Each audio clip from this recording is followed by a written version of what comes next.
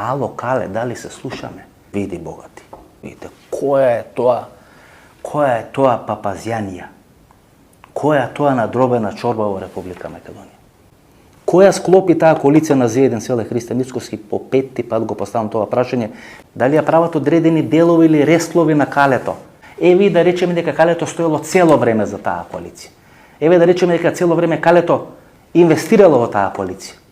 Дека Зоран Заев е криминалец, дека Вице Заев е криминалец, дека се фатени во криминал со марихуана, дека правеле криминални структури, еве да речеме дека е тоа така.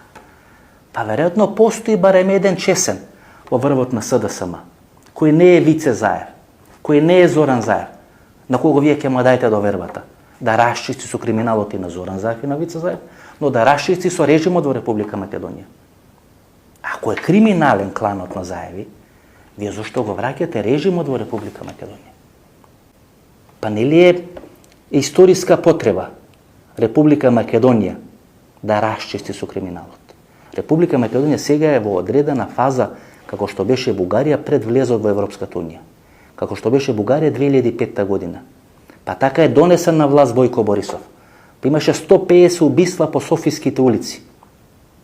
Убиства на тајкуни, на олигарси и на криминалци. Значи со криминалот се расчистува, криминалот не се враќа на власт. Еви да речеме во Република Македонија треба да се спроведи бугарско сценарио. Какво бугарско сценарио ќе се спроведи? Па вие режимот ќе го вратите на власт. Како ќе расчистувате со криминалот? Каде е криминалот? Во овие 4 години криминалот или во тие изминати 11 години криминалот?